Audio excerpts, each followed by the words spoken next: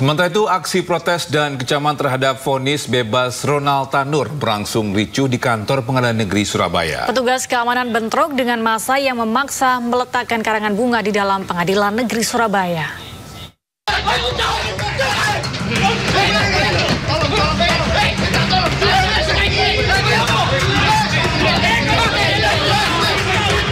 Ricuan pecah saat sejumlah pendemo berusaha memasukkan karangan bunga ke dalam ruangan Pengadilan Negeri Surabaya.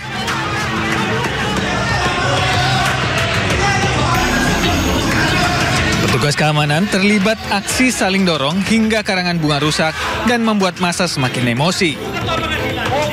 Sejumlah pendemo akhirnya diizinkan masuk untuk meletakkan karangan bunga di ruang depan Pengadilan Negeri Surabaya.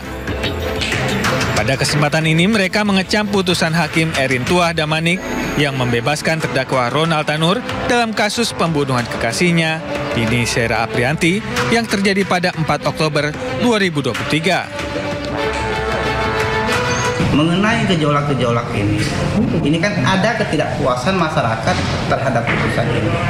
Nah, bagaimana putusan ini bisa dievaluasi atau nanti dikoreksi, ya kita hanya menyarankan agar korban dalam hal ini negara ya diwakili oleh penuntut umum melakukan upaya hukum, dalam hal ini kasasi. Karena ini putusan ini adalah kasasi, apa-apanya bebas. Kalau bebas artinya itu harus kasasi selama 14 hari sejak putusan itu dibacakan.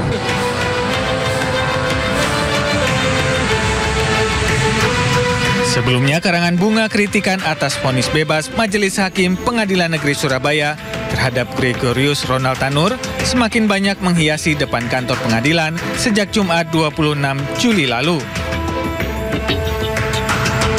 Karangan bunga ini pun menjadi tontonan warga yang melintas. Warga juga merasa prihatin atas putusan yang dinilai hanya berdasarkan tidak ada saksi yang melihat. Putusan itu dirasa tidak adil karena mungkin biasanya bersifat baca karena salah satunya putusan itu kan hanya didasarkan tidak ada saksi. Itu yang saya dengar itu. Dari itu mungkin ini juga memang tidak bisa mempengaruhi putusan, tetapi setidaknya bahwa masyarakat itu peduli tentang hukum. Memang benar putusan itu melukai secara dalam rasa keadilan. Bagaimana satu kasus yang menghilangkan nyawa seseorang itu bisa diputus bebas. Harapan saya kasus ini dapat berjalan on the right track, sesuai dengan jalurnya, dan putusan itu dapat dianulir oleh Mahkamah Agung. Bagi masyarakat, kritikan berupa karangan bunga yang dikirimkan ke kantor Pengadilan Negeri Surabaya ini sebagai bentuk kepedulian masyarakat terhadap hukum di Indonesia. Dari Surabaya, Jawa Timur, Hari Tambayong, iNews melaporkan. Komisaris Ronald Tanur bebas dari dakwaan pembunuhan kekasihnya Dini Sera Aprianti, dan hal ini menyita perhatian publik termasuk anggota DPR RI Rieke Diah Pitaloka. Rieke beserta keluarga korban melapor dan mendesak Komisi Yudisial untuk meninjau kinerja hakim.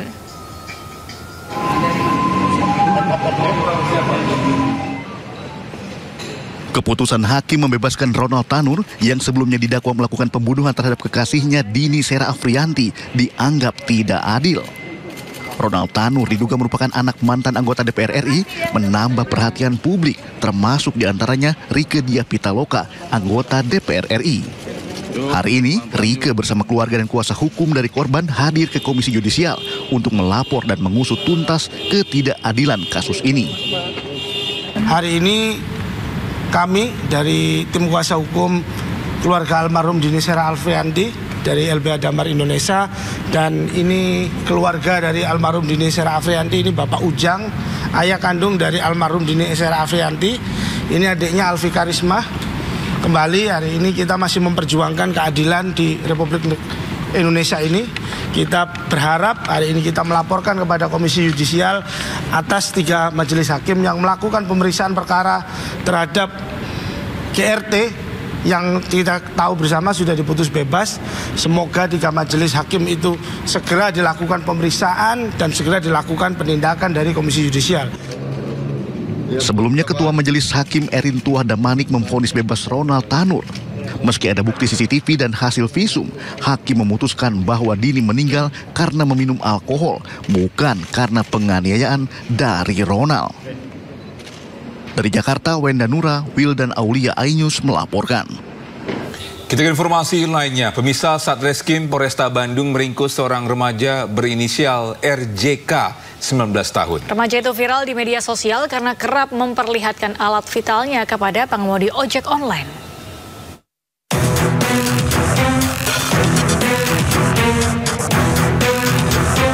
Remaja berinisial RJK, warga desa Cikadut, Kecamatan Cimenyan, Kabupaten Bandung, digiring ke Mapolresta Bandung setelah petugas Satreskrim Polresta Bandung menangkapnya di rumahnya.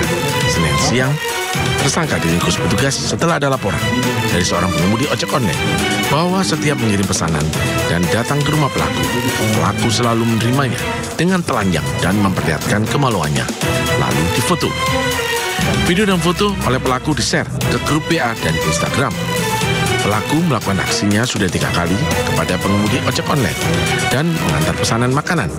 Aksinya mulai bulan Mei dan terakhir melakukan aksinya tanggal 28 Juli kemarin. Ferry Yulianto, 33 tahun, pengemudi ojek online yang melapor sempat menerima pesan atau WA tersebut dan telah diperingati oleh teman-temannya atas kelakuan pelaku. Karena teman-temannya juga mengalami hal yang sama. Aksi telanjang, tersangka berhasil diambil gambarnya oleh salah satu pengemudi ojek online.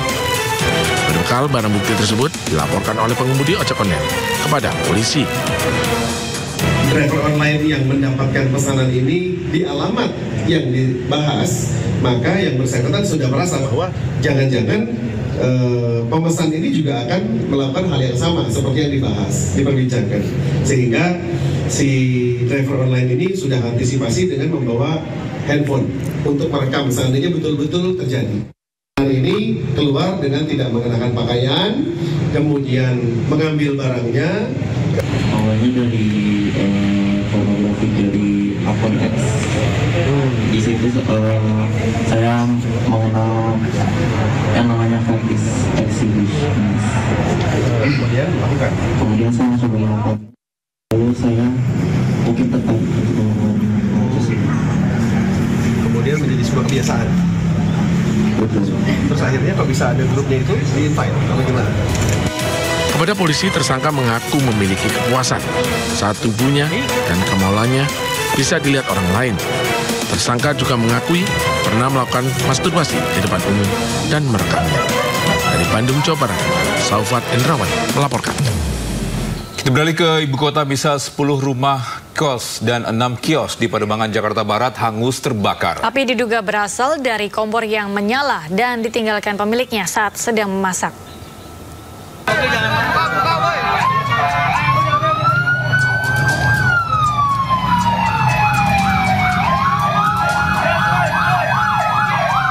Kobaran api dengan cepat membesar membakar kios dan rumah indekos di Pademangan, Jakarta Barat Senin siang. Warga pun panik dan hanya bisa pasrah karena tidak bisa menyelamatkan barang-barang berharga milik mereka. Aduh, luar biasa gedenya nih, merembet ke sana sini nih. Aduh. Padatnya permukiman warga membuat api mudah merambat ke bangunan lainnya. Total 10 rumah kos dan 6 kios usaha warga ludes dilalap si jago merah. Sumber api diduga berasal dari kompor yang menyala dan ditinggalkan pemiliknya saat sedang memasak. Cukup lumayan besar di bagian dapur, ditinggal pergi terus api menyala dan menyambar sekitarnya. Dan sudah diupayakan pemadaman dini oleh para warga, namun karena kobaran api cukup besar, akhirnya api loncat atau menyeberang ke jalan selanjutnya. Sehingga membakar dari kos-kosan yang ada, kurang lebih 10 kos-kosan terbakar, dan toko yang terbakar kurang lebih ada 6 toko. Api berhasil padam setelah belasan mobil pemadam diterjunkan ke lokasi. Tidak ada korban jiwa dalam peristiwa ini. Dari Jakarta, Sofyan Firdaus, iNews melaporkan.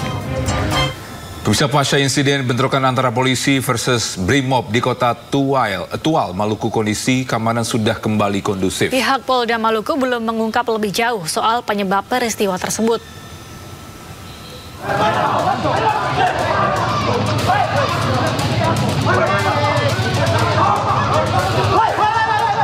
Inilah video yang beredar di media sosial dengan narasi adanya bentrokan yang melibatkan aksi baku tembak antara polisi dan Brimob di Kota Tual, Maluku pada Minggu malam.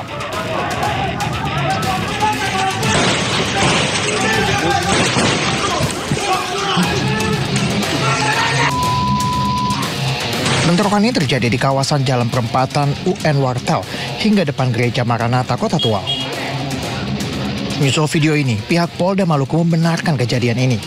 Kabid Humas Polda Maluku, Kombes Pol Aris Aminullah, juga menyatakan kondisi keamanan di wilayah Kota Tual sudah kembali kondusif pasca insiden itu.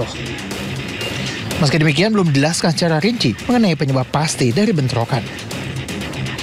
Menyikapi situasi yang terjadi di Kota Tual, sampai sekarang ini situasi dalam keadaan aman dan terkendali.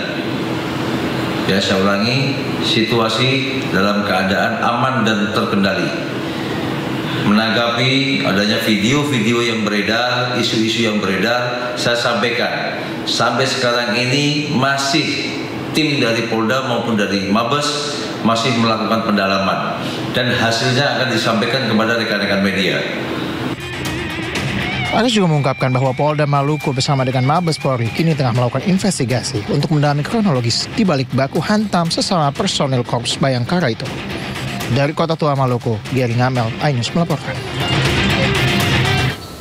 Pemirsa, warga desa Tani Mulia, Kabupaten Bandung Barat, Jawa Barat digegerkan dengan penemuan kerangka ibu dan anak di dalam sebuah rumah. Kedua kerangka ditemukan terbaring di dua kasur berbeda di dalam satu ruangan kamar tidur.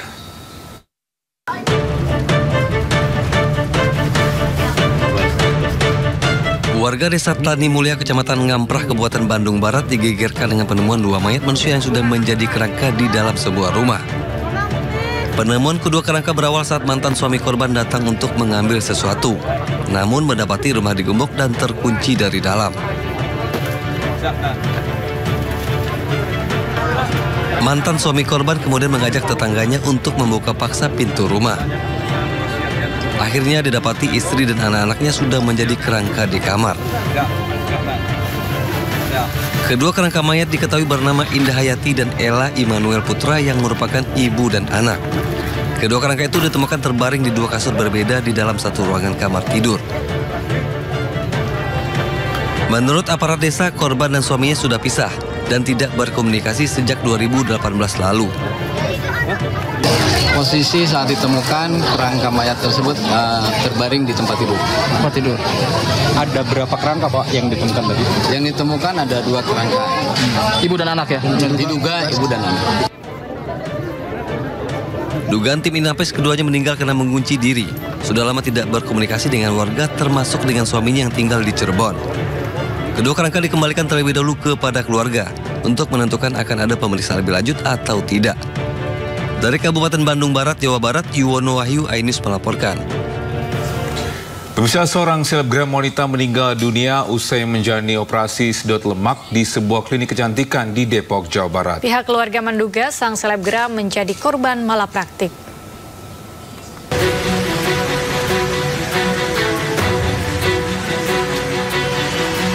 Polisi memeriksa dokter yang menangani Ella Nanda Sari Hasibuan, perempuan berusia 30 tahun yang meninggal dunia saat operasi sedot lemak di sebuah klinik kecantikan di Depok, Jawa Barat. Dari pemeriksaan awal, diketahui pembuluh darah korban pecah saat proses sedot lemak di bagian lengan kanan dan kiri. Korban lalu dilarikan ke rumah sakit dan dinyatakan meninggal dunia. Ya, saya mau rekam medisnya dibuka dan benar kematiannya itu apa, karena kan menurut si Pak Ricardo itu juga saya dibilangnya bahwasannya penyebab kematiannya itu adalah ketika dalam tindakan Ella pingsan, jadi pingsan dibawa ke rumah sakit Margonda, di jalan dia meninggal. Tapi kan kita nggak bisa percaya begitu saja, karena kan orang dalam keadaan sehat walafiat loh. Nah, apakah keracunan anestesi, apa salah tindakan, apa prosedur mereka yang tidak pasti, kan kita nggak tahu. Akibat peristiwa ini, polisi pun masih mendalami adanya dugaan kelalaian yang dilakukan dokter dan perawat saat menangani korban. Nah, sampai saat ini sudah ada 2 orang saksi yang kita periksa. interogasi, maksudnya sudah luar sesi kita interogasi dan kita peroleh keterangan bahwa memang ada kejadiannya. Sementara itu, tim kuasa hukum WSJ Beauty Clinic, Ricardo Siahaan, mengatakan pihak klinik sudah menjalankan tindakan sesuai SOP. Namun dalam prosesnya, korban sempat kejang dan pingsan hingga dilarikan ke rumah sakit. Dia mengatakan bahwa dia di Jakarta sudah 2 hari. Padahal kalau kita secara prosedur, kalau ada yang ingin melakukan sedot lemak, itu ya wajib minimal itu harus ada istirahat 1 hari. Karena Ibu Elanya tadi bilang udah 2 hari di Jakarta, ya kita ya ini aja lah, berarti dia udah istirahat, berikutnya seperti itu. Jadi kita tahunya setelah kejadian, supirnya yang cerita ke kita. Kini jasad korban telah dikebumikan di kampung halamannya di Medan, Sumatera Utara. Meski demikian, pihak keluarga tidak menutup kemungkinan akan melakukan ekshumasi atau pembongkaran makam jika diperlukan, guna mengungkap penyebab pasti kematian korban. Dari tim liputan iNews melaporkan. Ya, sementara itu artis Tamara Tiasmara menjadi saksi dalam kasus kematian anaknya Dante di Pengadilan Negeri Jakarta Timur. Dalam keterangannya, Ibunda Dante itu memberikan fakta baru mengenai kekerasan fisik yang dialaminya saat masih pacaran dengan terdakwa Yuda Arfandi.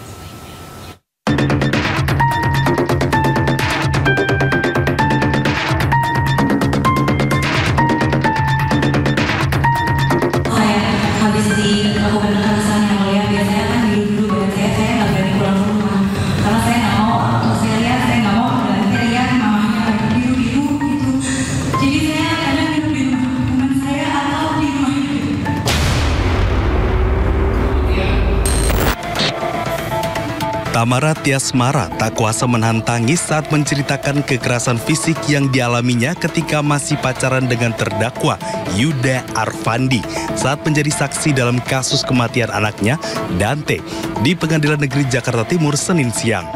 Seberapa sering saudari mengalami kekerasan itu? Saking seringnya saya sampai lupa karena sering sekali. Seringnya?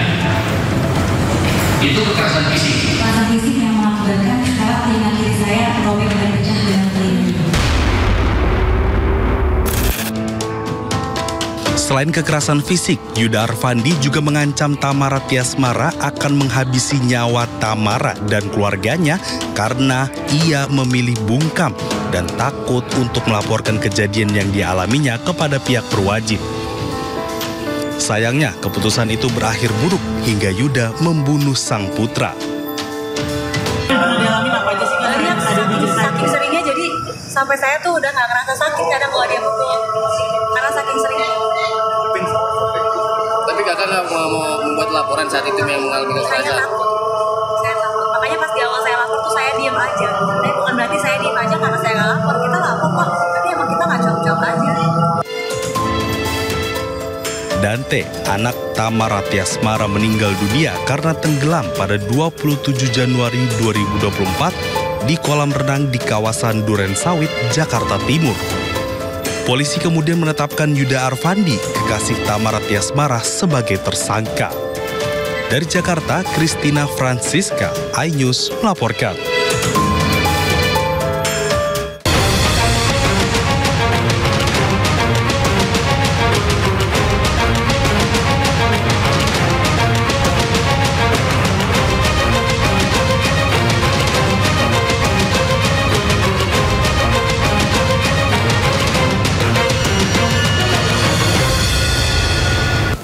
Ya, bisa hari ini mantan terpidana kasus Vina Sakatatal menghadirkan 8 saksi di sidang peninjauan kembali. Salah satu saksi yang akan hadir adalah Liga Akbar yang sebelumnya mencabut kesaksiannya yang ia sampaikan di tahun 2016.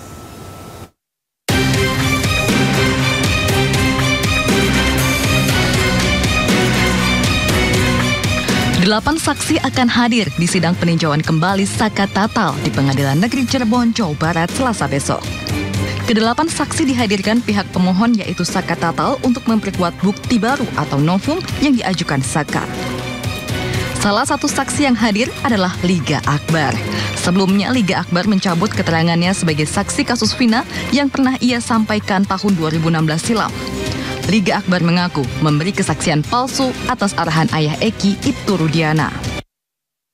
Meminta Liga Akbar dihadirkan sebagai saksi fakta ataupun kronologis di sidang TK-nya Sakatatal. Gimana siap Pak? Insya Allah itu juga sudah kami komunikasikan dari minggu kemarin juga saya sudah sampaikan ke Liga Akbar untuk bisa menghadiri, membantulah untuk PK-PK terpidana maupun Sakatatal yang sedang proses pengajuan PK-nya. Yang mudah-mudahan kan dari keterangan Liga Akbar ini minimal bisa memberikan suatu kronologis baru lah, karena ini kan bisa dijadikan novum. Mudah-mudahan apa yang akan disampaikan Liga bisa sedikit membantu dalam memberikan kesaksian. Sebelumnya dalam sidang PK Sakatatal Jumat lalu, pihak termohon yakni Jaksa Penuntut Umum menolak seluruh bukti baru atau novum yang diajukan Saka. Sidang kemudian akan dilanjutkan dengan agenda pemeriksaan saksi dari pemohon Selasa besok. Dari Cirebon, Jawa Barat, Toy Iskandar, iNews melaporkan. Ya, sahabat sekaligus saksi dalam kasus kematian Vina, Mega dan Widi ini juga menghadiri sidang peninjauan kembali Sakatatal yang digelar di PN Cirebon, Jawa Barat. Kuasa hukum Mega dan Widi, Muhtar Effendi, menyebut jika kesaksian keduanya penting untuk membuka tabir yang menyebabkan kematian Vina dan Eki di tahun 2016 silam. Ada hal yang sangat menarik di sini yang disampaikan oleh Mega dan Widi, terutama di dalam waktu kejadian, yang mana di dalam berkas perkara persidangan tahun 2017 itu disampaikan bahwa jam 10 lebih atau 22.30 begitu dinyatakan bahwa Eki dan Vina itu meninggal dunia. Ya, sementara di dalam keterangan yang diberikan oleh klien kami, yaitu Mega dan Widi, bahwa sebelum jam 22.30, yaitu jam 22 lewat belasan menit lah, kalau tidak salah saya menyimak itu jam 22.18 menit lah gitu ya, itu Vina masih menelepon, bahkan miss call berulang kali kepada Widi sebagai teman yang paling dekatnya, karena sebelumnya memang Widi ditelepon oleh Vina kan gitu ya, diajak main, yaitu sekitar jam 22 lebih belasan menit itu Widi ditelepon oleh Vina diajak main. Cuman karena memang Widi tidak berkenan untuk main keluar, akhirnya telepon itu atau ajakan itu diabaikan. Nah, sekitar pukul 22 lebih 18 menit, gitu ya, 22 belasan lah lebihnya, itu Vina miss call lagi ke Widi pada jam 22.30, artinya berselang 12 menit kurang lebih, ya, tiba-tiba di status bahwa Mega itu mengirim SMS, ya, mengirim SMS ke Vina dengan panggilan Dek, itu artinya Dek itu dia seolah-olah menyapa gitu ya lewat SMS itu Dek gitu. Tetapi panggilan yang disampaikan lewat SMS itu tidak pernah direspon oleh Vina. Nah, kedua orang sahabatnya ini berpikir jangan-jangan memang Vina lagi arah pulang kan gitu ya. Sekitar jam 11, jam 23 itu ramai di status BBM, waktu itu kan masih BlackBerry ya, ada tulisan RIP Eki RDN. Artinya status itu menyampaikan bahwa RIP itu rest in peace ya, bahwa Eki itu telah meninggal. Jadi kalau kita melihat peristiwa pembunuhan yang dikatakan di dalam berita acara yang digunakan oleh jaksa penuntut umum dalam dakwaannya dan dalam tuntutannya, kemudian digunakan oleh majelis hakim pada saat itu untuk mendakwa 8 orang terpidana, salah satu diantaranya adalah Sakatatal. Ini waktu ini tidak matching, Mbak. Ya, kenapa saya bilang tidak matching? Karena hanya selang beberapa belas menit saja, atau mungkin kan 22.30 itu Pina udah nggak menjawab. Artinya dari 22.18 ke 22.30 itu hanya beberapa belas menit saja. Nah, kami berpikir apakah iya pembunuhan yang sebegitu kejam ya dan dilakukan juga ruda paksa terhadap Pina berlangsung hanya belasan menit. Baik. Nah, ini yang menjadi pendalaman kami.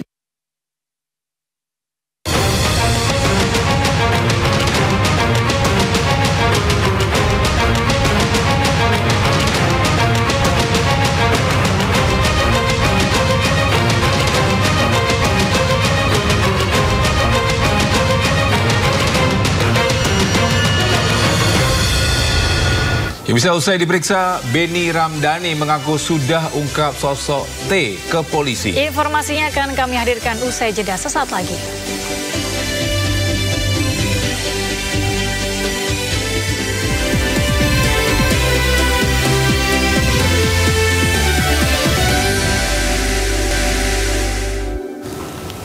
Anda kembali menyaksikan Sidik Today, pemirsa. Sebuah ambulans yang membawa pasien mengalami kecelakaan beruntun dengan 5 motor di Sawangan, Depok, Jawa Barat. Akibatnya sepeda motor hancur dan para korban yang terluka dievakuasi ke rumah sakit.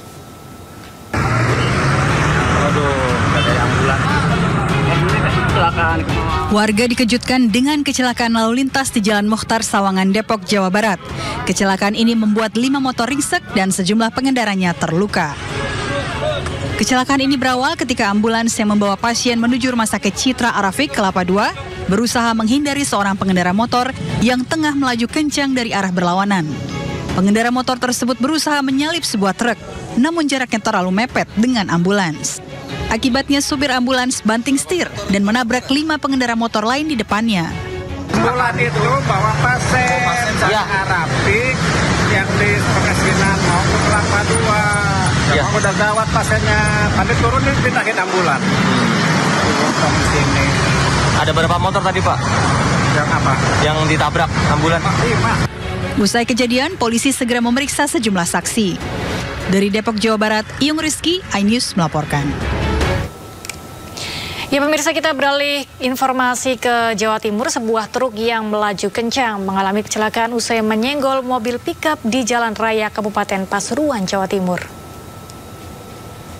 Kecelakaan antara truk dengan pickup terjadi di Jalan Raya Surabaya Malang, tepatnya di Desa Pararejo, Kecamatan Purwodadi, Kabupaten Pasuruan, Senin siang. Pickup yang sedang berhenti dihantam dari belakang oleh truk diesel dengan nomor polisi N8677UW. Truk kemudian oleng ke kiri dengan menabrak pagar kebun raya Purwodadi serta lampu penerangan jalan. Diduga kuat sopir truk melaju terlalu kencang dan tidak bisa menguasai kendaraannya. Petugas Satlantas Polres Pasuruan yang tiba kemudian menderek truk untuk mengurai kemacetan. Sopir truk yang mengalami luka kemudian dilarikan ke Rumah Sakit Lawang, Kabupaten Malang.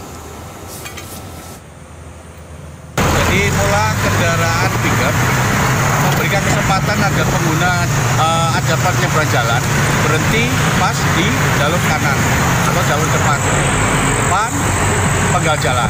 Tiba-tiba kendaraan trek ini karena tidak bisa menguasai kendaraannya akhirnya nabrak baknya paling belakang. Setelah itu baru dia bantem ke kiri, nabrak tembok miliknya kebun raya. Terus membanting lagi, naik di atas median, nabrak penerangan jalan atau PJU.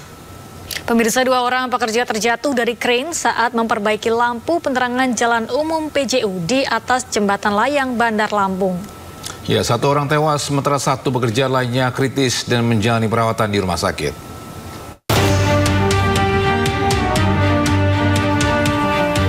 Peristiwa jatuhnya 2 orang pekerja perbaikan lampu penerangan jalan umum PJU ini menggegerkan warga dan pengguna kendaraan yang melintas di Jalan Pangeran Antasari, Kelurahan Kalibalau Kencana, Bandar Lampung, Lampung. Korban terjatuh dari ketinggian hampir 30 meter saat hendak memperbaiki lampu penerangan jalan yang berada di atas jembatan layang. Akibatnya korban mengalami luka cukup serius dan harus dilarikan ke rumah sakit. Belum diketahui pasti penyebab keduanya terjatuh dari atas kren yang berada di atas jembatan layang. Namun keduanya diketahui tidak menggunakan alat pengaman saat memperbaiki lampu penerangan yang mati. Warga dan pengguna kendaraan kemudian mengevakuasi keduanya ke rumah sakit. Dia itu dari atas menggunakan lampu. Kita nggak tahu hidrolik itu kayaknya ada yang patah, jatuh. Berapa orang? Orang 2, yang ini sadar. Yang ini nggak sadar sebelahnya. Kalau yang ini sadar nggak apa-apa. Iya. Tapi keluarin asap, tapi bakar, nggak tahunya handphonenya jatuh. Naas korban bernama Darmawan Wibisono dinyatakan meninggal dunia di rumah sakit setelah mengalami luka cukup serius. Sementara rekannya yang merupakan siswa pelajar dan berstatus PKL di dinas tempat masih menjalani perawatan di rumah sakit. Usai menjalani pemeriksaan, jenazah korban kemudian dibawa keluarga ke rumah duka untuk disemayamkan. Kasus tewasnya 2 pekerja ini masih diselidiki oleh pihak kepolisian Polresta Bandar Lampung. Dari Bandar Lampung, Andreas Apandi, iNews melaporkan. Kita beralih ke Sumatera, pemirsa. Tim Susditres Narkoba Polda Sumatera Barat menangkap seorang pria yang diduga menjadi kurir narkoba di Kabupaten Pasaman. Ya, tersangka mengaku hasil menjual narkoba untuk bermain judi online.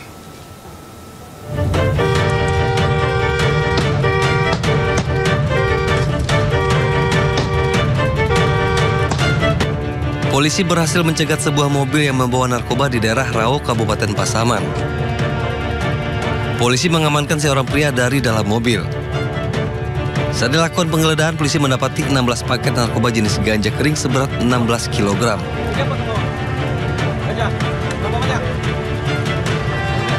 Pelaku mengaku ganja dibawa dari Penyambungan Sumatera Utara untuk diedarkan di Sumatera Barat. Agar tidak menimbulkan kecurigaan, pelaku mengendarai mobil bersama anaknya yang masih balita. Tersangka mengaku keuntungan dari penjualan narkoba akan dipergunakan untuk bermain judi online. Dilakukan penangkapan, kemudian setelah dilakukan penggeledahan didapati di dalam mobil tersebut 16 paket ganja, kurang lebih beratnya 16 kg. Berdasarkan keterangan pelaku, ini juga masih kita dalami bahwa katanya uang itu akan digunakan untuk judi online. Ya, ini juga masih kita dalami. Tidak hanya melakukan pemeriksaan terkait asal narkoba yang dibawa pelaku, akan tetapi polisi juga akan mendalami judi online yang diakui tersangka sudah beberapa tahun dilakoninya. Dari Padang, Sumatera Barat, Budi Sunandar, iNews melaporkan.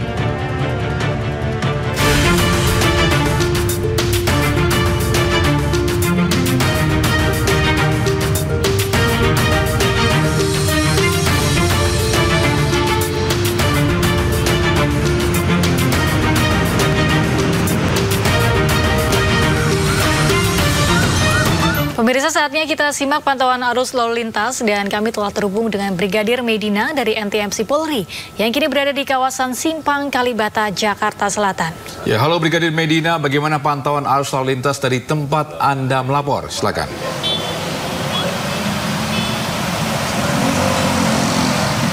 Baik, terima kasih rekan Togi dan Galuh dan juga selamat pagi pemirsa menemani aktivitas pagi hari Anda.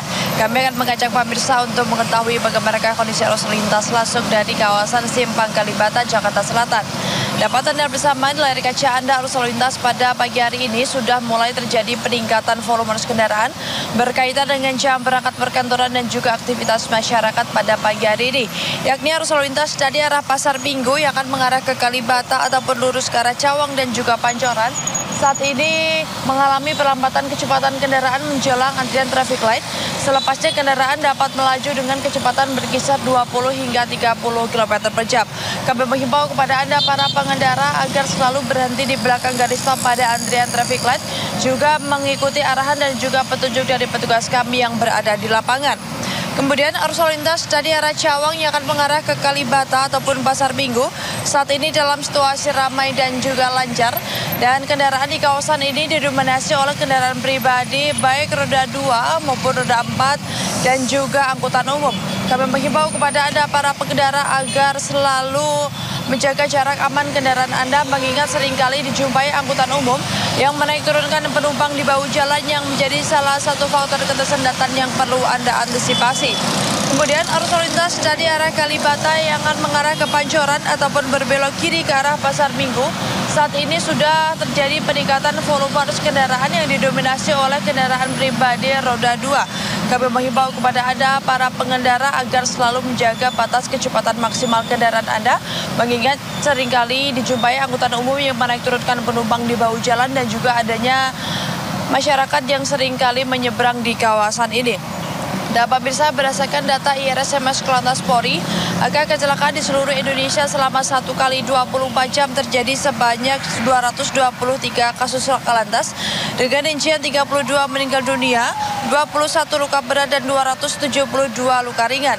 Dari 223 kasus laka lantas tersebut, 77% didominasi oleh kendaraan roda 2. Maka dari itu kami menghimbau kepada Anda, para pengendara, agar selalu berhati-hati dalam berlalu lintas dan tetap menjadikan keselamatan sebagai kebutuhan Anda. Dan pemirsa, bagi Anda yang ingin mengupdate informasi selengkapnya seputaran arus lalu lintas, Anda dapat menghubungi call center kami di 1515669 ataupun melalui SMS kami di 9119. Demikian Brigadir Medina melaporkan langsung dari kawasan Simpang Kalibata, Jakarta Selatan. Selamat pagi dan salam presisi. Silakan kembali ke studio. Baik, terima kasih Brigadir Medina atas laporannya dari Simpang Kalibata, Jakarta Selatan. Selamat bertugas kembali dan salam presisi.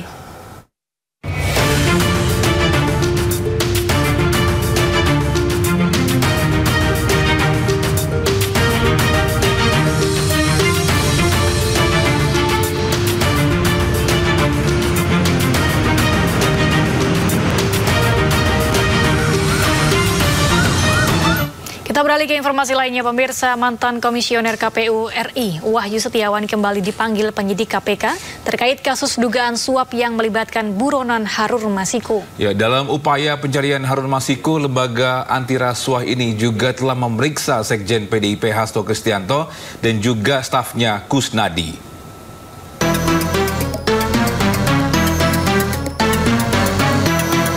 Wahyu Setiawan tiba di gedung lembaga anti rasuah dan langsung menuju ruang pemeriksaan di lantai 2 pukul 10 pagi. Wahyu Setiawan sebelumnya juga pernah diperiksa tim penyidik pada 29 Desember 2023 lalu. Dalam kasus suap Harun Masiku, Wahyu merupakan salah satu pihak yang telah ditetapkan sebagai tersangka pada operasi tangkap tangan yang dilakukan KPK pada Januari 2020 lalu. Sebelumnya Wahyu juga telah divonis bersalah menerima suap senilai 600 juta rupiah terkait pengurusan pergantian antar waktu bagi Harun Masiku selaku mantan caleg PDIP. Wahyu sempat dijatuhi hukuman 7 tahun penjara dan telah dieksekusi sejak 2021 hingga akhirnya Wahyu bebas bersyarat pada 6 Oktober 2023 lalu. Wahyu telah diperiksa KPK beberapa kali terkait perkara Harun. Terakhir, ia diperiksa pada 28 Desember 2023. Diketahui Harun Masiku telah buron sejak 4 tahun lalu. Apa terutama dari abangnya nih? Ya dukungan mah ya biasa aja lah, netral. Jadi gimana? Jadi jangan diem aja di rumah tuh. Ya kalau emang punya bakat ya tunjukin lah. Misalkan punya kegiatan apa tuh, misalkan dulu kan Saka kan lebih suka bikin kreatif tuh. Iya. Cuman sekarang males karena ada HP, punya HP terus mainnya game terus. Iya. Tapi Saka yang ingin ditanyakan adalah Saka ini kan pada saat di penjara di umur 15 tahun gitu ya. Apakah Saka merasa ada bagian yang hilang dalam hidup Saka dalam masa pertumbuhan Saka saat itu? Karena mungkin 15 tahun sedang sibuk-sibuknya untuk sekolah, bergaul dengan teman. Ya emang merasa ada yang kehilangan. Jadi masa-masa kecil Saka tuh nggak tahu kemana lah. Jadi harusnya adaptasi sama masyarakat pada umumnya, tapi Saka enggak. Oke. Saka, apa pesan Saka untuk jaksa penuntut umum, untuk hakim, untuk Pengadilan Negeri Cirebon dan juga untuk masyarakat terkait dengan hari ini? Ya jadi Saka, permohonan Saka cuma permintaan, jangan sampai ada lagi korban-korban berikutnya yang mengalami seperti Saka ini. Cukup Saka aja, dan kedepannya jangan pernah ada lagi yang harus merasa seperti Saka, tidak pernah melakukan namun dipenjara. Orang yang tidak bersalah begitu ya, kemudian dihukum begitu ya. Jadi jangan pernah ada lagi korban-korban berikutnya. Kan kasihan tuh orang tidak bersalah harus dipenjara. Terakhir mungkin dukungan seperti apa yang disampaikan ataupun juga diberikan oleh keluarga untuk Saka untuk hari ini? Ya, alhamdulillah keluarga sangat menyupport sekali. Jadi dukungannya seperti biasa-biasa aja. Sering ingetin jangan lupa makan. Kalau ngegame jangan kelamaan. Terus juga kalau waktunya mandi ya mandi. Baik. Tentunya tapi senang bisa berkumpul bersama dengan keluarga kembali. Senang banget saya.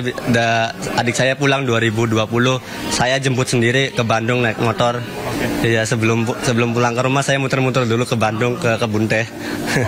Artinya memori-memori yang dulu ini bisa dilakukan kembali, kehangatan keluarga bisa dirasakan oleh Saka.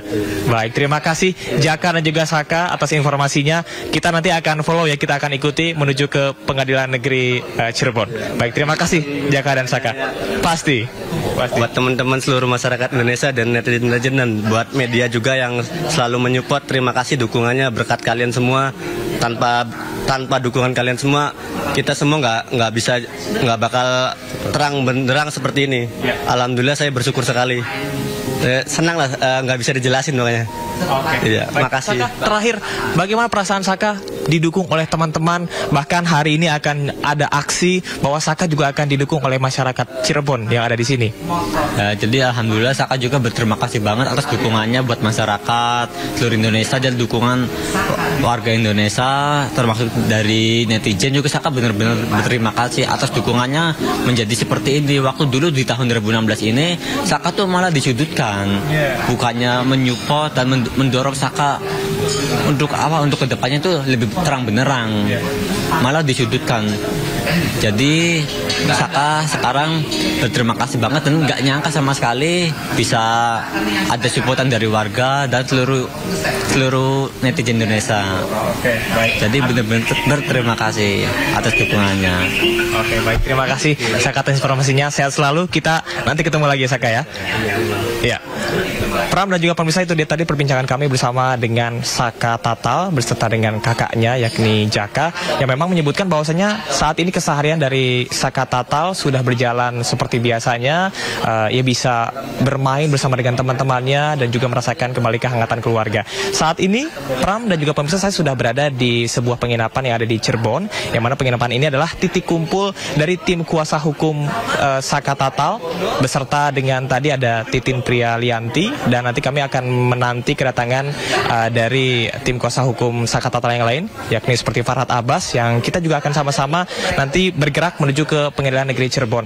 Dan informasi terakhir yang kami dapat bahwasanya hari ini pada pukul 10 ketika persidangan dimulai akan ada seruan aksi dari masyarakat Cirebon bergerak untuk mendukung keadilan dan juga kebenaran terkait dengan kasus Saka Tatal. Total sampai dengan saat ini yang bisa kami konfirmasi terdapat 8 saksi fakta dan saksi ahli ini masih terus kami konfirmasi. Namun untuk saksi fakta yang akan hadir pada hari ini adalah Liga Akbar, yang seperti kita ketahui bahwa sempat memberikan keterangan secara eksklusif di program Rakyat Bersuara iNews TV, yang menyebutkan bahwa dirinya dipaksa untuk memberikan keterangan palsu, bahwa keterangan yang ia sampaikan adalah keterangan palsu dan terpaksa karena adanya intimidasi dan juga penyiksaan yang dirasakan oleh Liga Akbar. Dan sampai dengan saat ini beginilah situasi dan kondisi di penginapan dari tim kuasa hukum Saka Tatal. Dan informasi yang kami dapat sampaikan kepada Anda adalah berkaitan dengan saksi ahli yang hari ini juga akan hadir. Di antaranya adalah Reza Indragiri, yakni pakar kriminolog, beserta dengan Deddy Mulyadi yang tadi juga sudah hadir. Nanti kami akan mencoba berbincang bersama dengan beliau. Dan 10 novum yang sudah ditolak tentunya hari ini akan dibuktikan kembali dan juga akan diperkuat oleh saksi fakta dan juga saksi ahli. Kami bersama dengan awak media lain sampai dengan saat ini masih menanti seluruh tim kuasa hukum yang lengkap, dan pemirsa dapat Anda saksikan di layar kaca.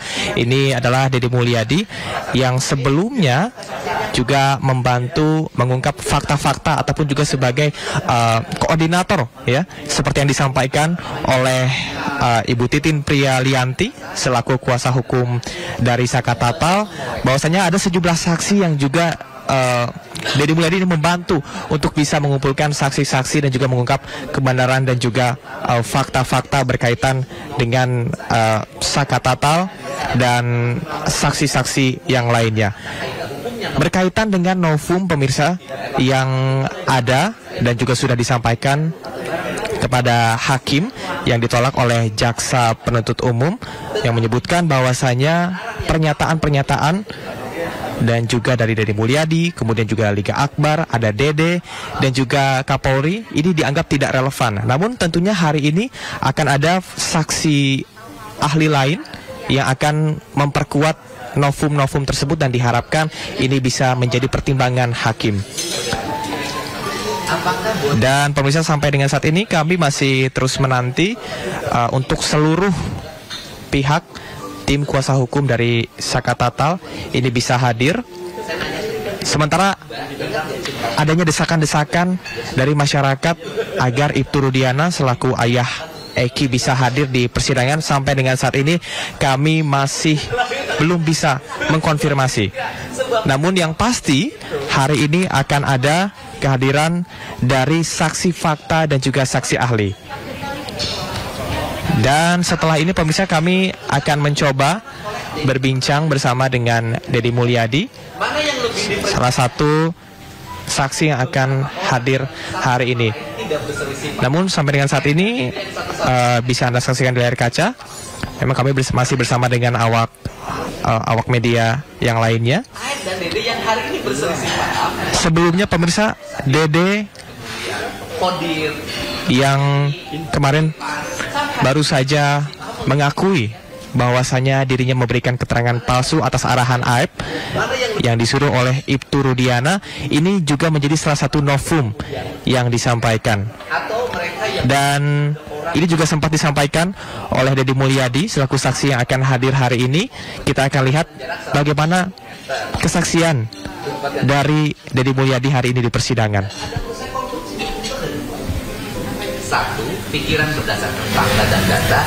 Dan pemirsa, tadi kami juga sempat berbincang bersama dengan keluarga dari Saka Tatal berkaitan dengan pada tahun 2016 yang lalu, bahwasanya pada saat kejadian ini Saka sedang berada di rumah dan tidak berada di lokasi kejadian. Dan inilah yang diyakini menjadi dasar bahwasanya Saka Tatal tidak bersalah. Pemirsa, selain dari Deddy Mulyadi yang Anda saksikan di layar kaca, kami juga masih menanti kehadiran dari Farhad Abbas selaku tim kuasa hukum dari Saka Tatal. Sebelumnya Saka Tatal, pemirsa, divonis 8 tahun penjara dan telah mengalami ataupun juga melaksanakan masa kurungan 3 tahun 8 bulan setelah mendapatkan restitusi, bebas bersyarat pada tahun 2020 dan juga bebas murni pada Juli 2024. Kami masih terus menantikan pemirsa kesempatan kami untuk bisa berbincang langsung bersama dengan Deddy Mulyadi untuk bisa mengetahui kira-kira apa saja yang akan beliau sampaikan sebagai saksi pada hari ini.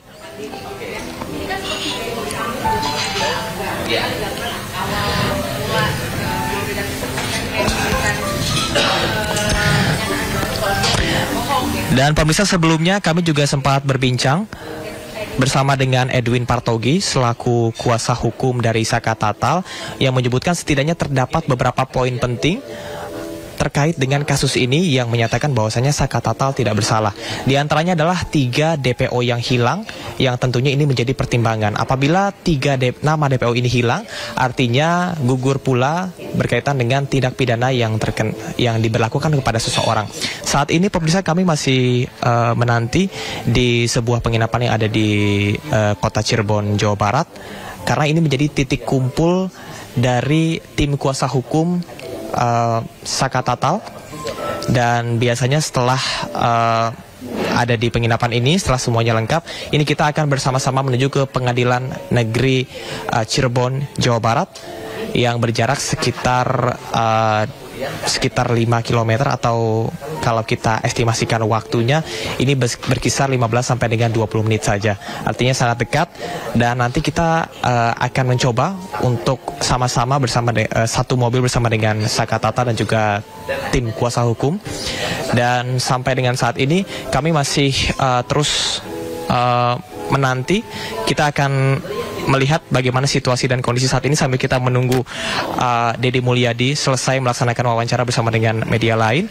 Dan pemirsa, sebelumnya sekali lagi dapat kami sampaikan bahwasanya seluruh tim kuasa hukum dari Saka Tatal akan berkumpul di penginapan ini dan nanti akan bersama-sama menuju ke Pengadilan Negeri Cirebon, Jawa Barat. Sementara berkaitan dengan nantinya bahan-bahan apa saja yang akan disampaikan dan siapa-siapa saja saksi fakta dan juga saksi ahli, untuk nama-nama rinciannya memang pihak dari tim kuasa hukum belum mau membeberkan seluruhnya. Namun informasi valid yang dapat kami sampaikan bahwa hari ini atas nama Aldi yang juga merupakan keponakan dari keluarga Saka Tatal juga akan hadir pada persidangan kali ini, dan ini menjadi salah satu hal ataupun juga bukti penguat. Dikarenakan Aldi ini, pemirsa, adalah satu dari sekian orang yang pada saat itu diperiksa oleh kepolisian dan dirinya bersikukuh tidak melakukan pembunuhan tersebut.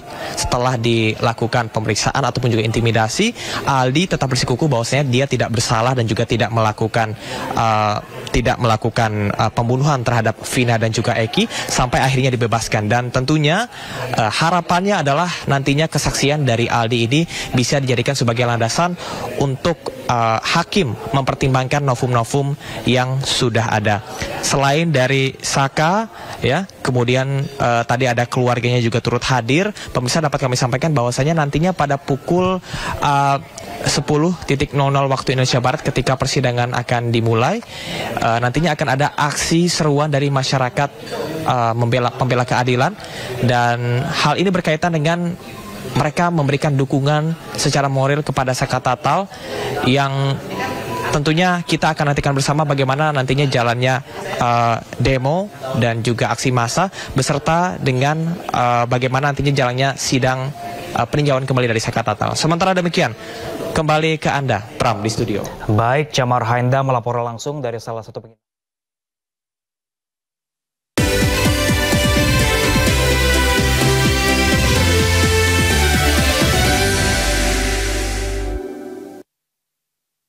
Abraham Silaban, Anda menyaksikan The Prime Show.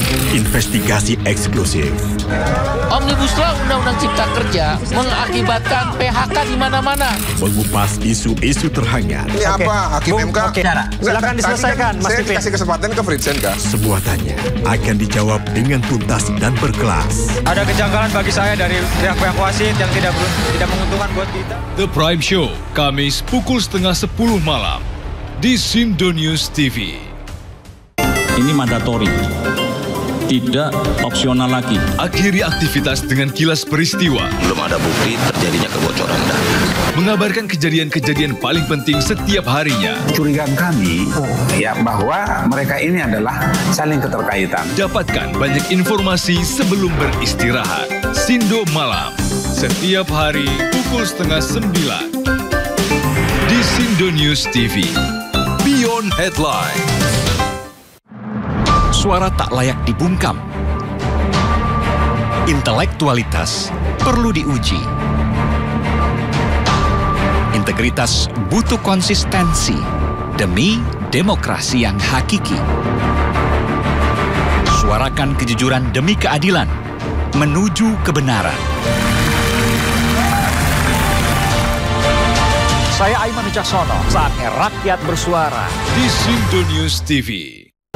Sumber berita aktual tersaji lengkap di sini. Yusuf Kala bertemu pemimpin Hamas. Kondisi arus lalu lintas. Kasus pembakaran rumah wartawan. Sindo Today. Asperindo 2024. Mukernas merupakan bagian dari introspeksi dan kebangkitan partai untuk melangkah ke depan.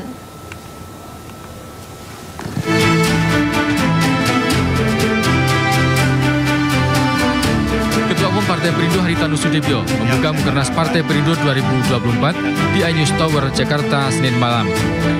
Dalam sambutannya, Haritanu Sudibyo menyatakan meski belum dapat menempati kursi di DPR, Partai Perindo telah meraih 381 kursi di DPRD seluruh Indonesia dalam pemilu legislatif lalu. HT menjelaskan, kegiatan Mukernas ini sebagai bagian introspeksi dan kebangkitan Partai Perindo untuk melangkah ke depan. Saya serukan kepada para pengurus DPP, DPW, DPW dan DPD dan seluruh jajaran di bawahnya dan pengurus sayap maupun seluruh kader dan simpatisan harus tetap optimis bahwa kita terus berusaha melakukan perubahan-perubahan, improvisasi sehingga ke depan dengan transformasi ini akan membuahkan keberhasilan yang besar bagi Partai Perindo. Haritanu Sudibyo menambahkan, tema transformasi bangkit untuk Indonesia sejahtera telah berjalan di partainya dengan adanya wajah-wajah baru dari kalangan milenial menjadi bagian dari Partai Perindo. Dari Jakarta, Ilhami Aulia dan Zulkarnain, iNews melaporkan. Terima kasih.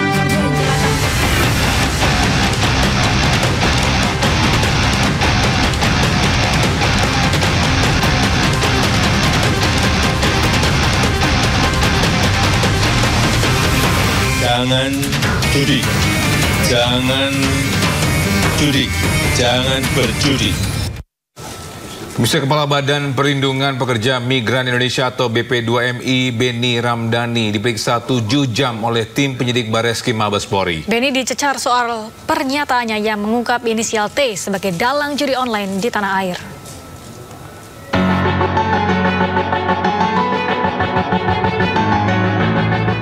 Lebih dari 7 jam, Kepala Badan Perlindungan Pekerja Migran Indonesia BP2MI Beni Ramdhani akhirnya keluar dari gedung Bareskrim. Beni dicecar soal pernyataan yang menyebutkan sosok inisial T yang menjadi pengendali judi online di Indonesia. Namun Beni tak mau menyebut sosok tersebut. Sosok T telah dilaporkannya ke Bareskrim Polri.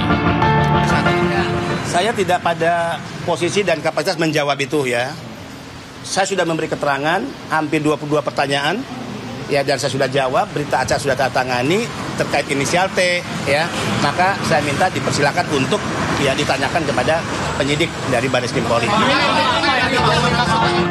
Beberapa waktu lalu, Kepala BP2MI Beni Ramdhani menyebutkan sosok inisial T yang menjadi pengendali judi online di tanah air. Pernyataan itu diungkapkan di depan Presiden Joko Widodo dan Kepala Polri Jenderal Listio Sigit. Dari Jakarta, tim liputan iNews melaporkan. Pebisnis sosok berinisial T disebut mengendalikan bisnis judi online di Indonesia. Menkominfo Budi Aris Setiadi menyebut tak mengetahui siapa sosok yang dimaksud.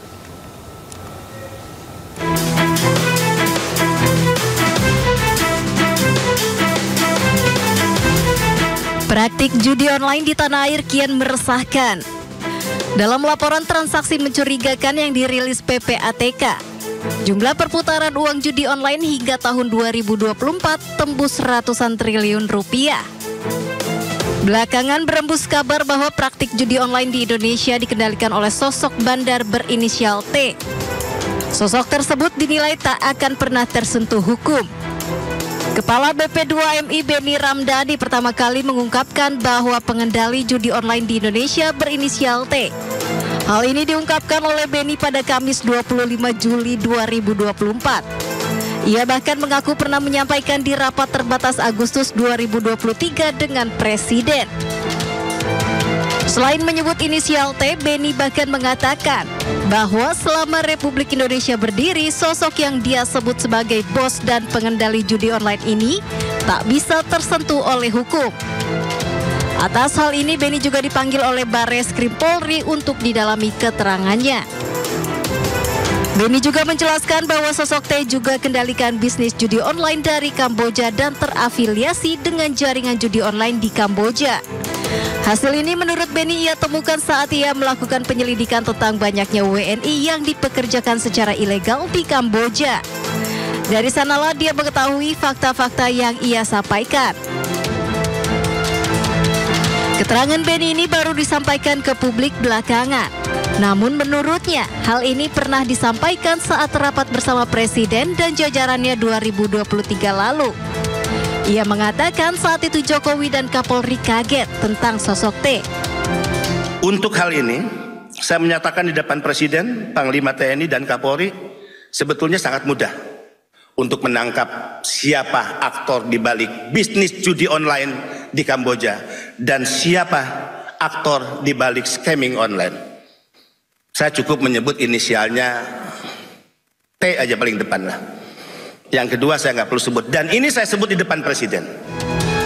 Sosok bandar berinisial T ini pun ramai diperbincangkan netizen di jagat media sosial.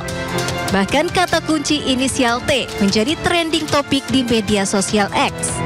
Tim Liputan iNews melaporkan.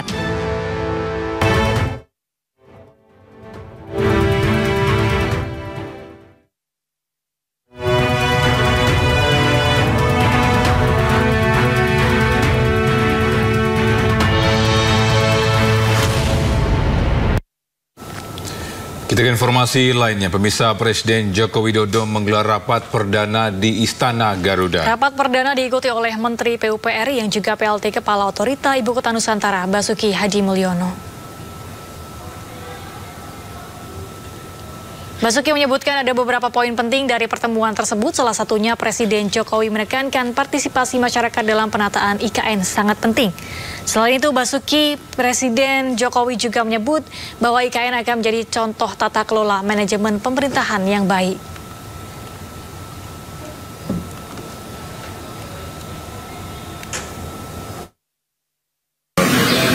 Berikan arahan fokusnya, pertama, utamakan partisipasi masyarakat, khususnya dalam penataan IKN ini. Jangan sampai masyarakat merasa terpinggirkan, tergusur, ataupun bahkan digusur. Ya, kayak kami ada Pak Deputi Kemasyarakatan ini, itu nanti dalam rangka menata kawasan di sekitar IKN ini, utamakan partisipasi masyarakat. Okay. Yang kedua, untuk investasi, beliau juga menyampaikan bahwa IKN ini akan menjadi contoh tata kelola manajemen pemerintahan yang baik. Pemirsa, Presiden Joko Widodo perdana berkantor di Ibu Kota Nusantara. Di malam pertama menginap di Istana Kepresidenan, Jokowi mengaku belum bisa tidur nyenyak.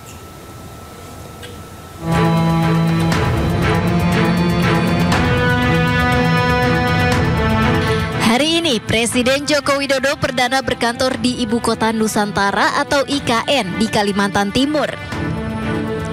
Presiden Jokowi langsung menerima audiensi sejumlah tamu dan mengikuti rapat bersama pejabat otorita IKN dan Forkopimda Kalimantan Timur. Rapat membahas perkembangan pembangunan IKN. Jokowi juga bercerita di malam pertamanya menginap di Istana Kepresidenan belum bisa tidur nyenyak lantaran belum terbiasa.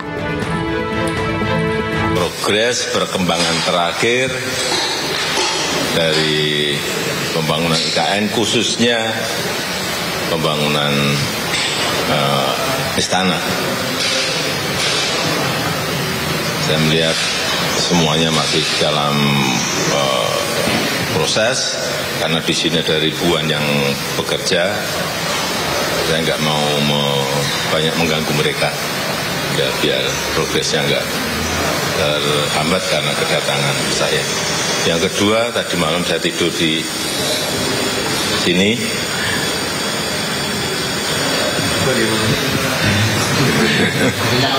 Gimana? Enggak nyenyak. Saya ngomong apa adanya.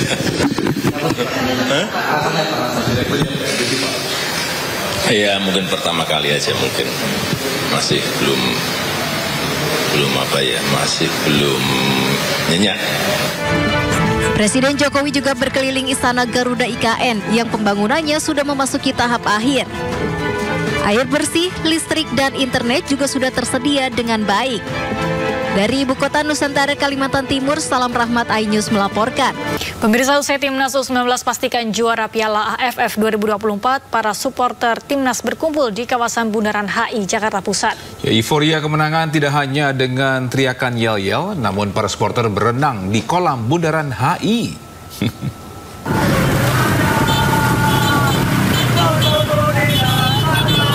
Konvoi kendaraan para supporter mulai berdatangan menuju kawasan Hotel Indonesia pada Senin malam. Para supporter ini berkumpul di kawasan Bundaran HI untuk merayakan kemenangan Timnas U19 dalam ajang Piala AFF U19 2024 setelah menaklukkan Timnas Thailand dengan skor 1-0.